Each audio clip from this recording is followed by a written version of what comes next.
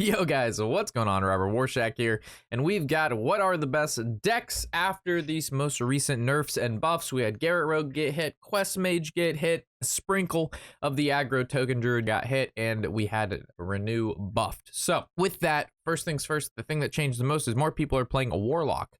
Warlock's bad matchups were that Garrett Rogue and that Quest Mage, because it didn't really revolve around playing minions to kill your opponent. The Quest Mage could just do it through fireballs and ignites and all that good stuff. And as we know, Warlock already wants to damage itself, so the Quest Mage didn't really have a hard time with there.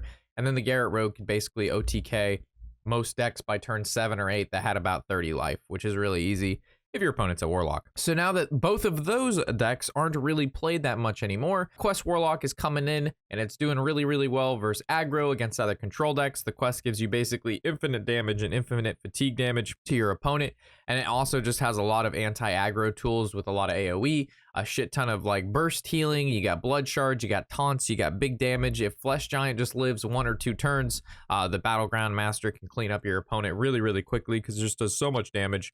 Half the time they cost 0 mana, so that's not that hard. So yeah, Quest Warlock again looks to be back in the spot. There's quite a few different ways you could build it. Whether or not you want to run the new Shadow Blade Stinger is up to you. I figured since it's a new card, we could weave it in here, but besides that, the deck went from not really played too much to now being basically back in action. Moving to the Secret Libram Paladin, I absolutely despise this deck, but it's very popular and it's really good and people are playing it, so we have to cover it. For those of you who are not familiar with Librams, they basically are just infinite value buffs that you can just keep putting on your minions over and over again, and you discount them very easily through this. Reduce the cost of your Librams by 2. You also, of course, run your attendants. They always have the attendants on 1. They always have the Elder Truthkeeper on 5. And then they always have a Libram of Hope, followed by Libram of Hope, followed by Lady Leandrin every single game you play against these people. So if you draw like that, you're guaranteed to win. It also has the secret package in here with the Sword of the Fallen, so you have to play around like the Oh My Yogs, you have to play around Galloping Savior. So pretty much every card in the deck is just really good. It all flows really well together. The amount of the mistakes you can make per turn are very low, just because on turn 3, you play the 3 mana card, turn 4, you play the 4 mana card. Sometimes you'll get a lot of buffs and they'll all cost 0, so you can just like play those if you'd like. The deck's really powerful and it's very good. I just want to say thank you guys for watching, and if you are enjoying my videos or this particular video, over 57% of the people watching are not subbed to this channel, and I would really appreciate it if you do like the content, only if you like it, to throw a sub, leave a like, leave a comment. It really helps it out on the YouTube algorithm side. In order for this channel to keep growing and doing what I like to do, I need you guys who enjoy the content and who watch it to support it, because YouTube doesn't know that you like my content unless you tell it that you like my content. So with that, thank you for listening and enjoy the next game. Moving to the Aggro Druid, a lot of people didn't think this deck would be good after they nerfed one of the best cards in the deck. The thing is, his ability is the same. They only reduced his stat line. So with 1 less health, he is slightly easier to kill, but you can still coin him out and then follow up with a taunt, and then the following turn play 2 minions, and then from there you kind of just win the game. So the deck still has all the same win potential, where it can just spiral out of control very quickly. The only thing is this guy dies a little bit easier. It still does exactly what it did before the nerfs. You can still win with the Elune. This guy is still amazing. Greybra and Teacher's Pet are still very annoying, and Arbor up on 5 still automatically wins you the game as well. So very good deck. Nothing's really changed with this one. If anything, it got better because you have people trying to play with like the new legendary guys, and most of those decks aren't very good, and this deck just slaughters them.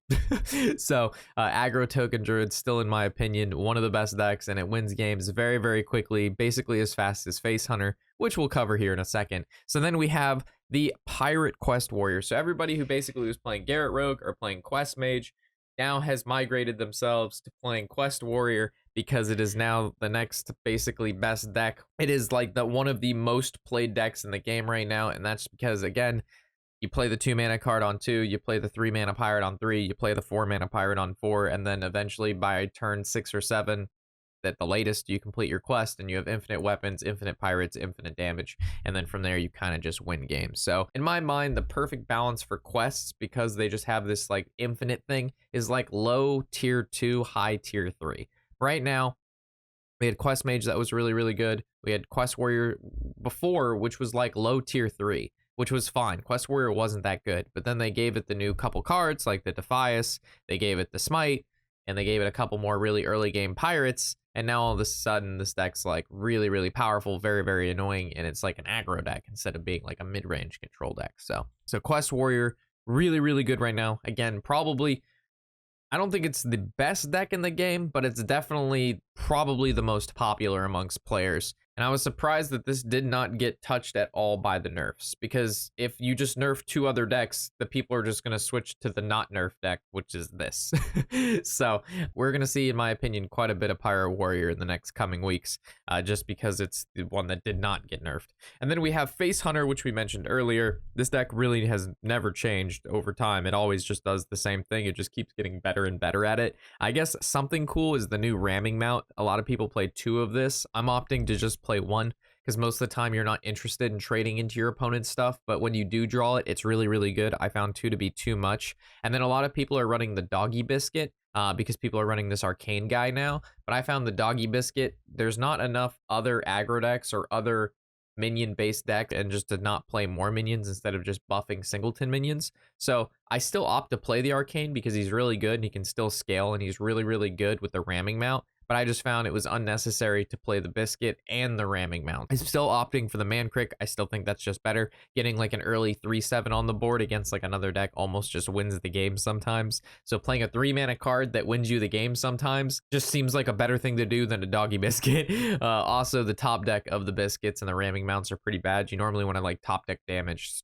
towards the later end of the game. Not too long ago, there was 2 type of Face Hunter decks. We had the Shadow Priest before Mind Render got nerfed, but now that Mind Render got nerfed, and Shadow Priest kind of sucks because it was held up by a singular card, Face Hunter has taken the reins as the #1 aggro face deck yet again in the meta. The only difference between this and like the aggro Token Druid is the Token Druid relies on minions to burst face, while this it's like a 50-50. It has minions that can go face, and there's a good amount of damage like Rhino, but a lot of the damage comes from like spells like Piercing Shot, Aim Shot, Quick Shot, and stuff like that, and the hero power. So with that, those are our best 5 decks since the nerfs. I wish there was something a little bit more spicy I could go over, but unfortunately, until we get some of the new cards from the expansion, or maybe next year when the first expansion releases and we get that standard format rotation coming in, we'll have like a really, really mixed up new sort of meta, hopefully. Thank you guys for watching. I'm Robert Warshack, and happy whatever the hell that is.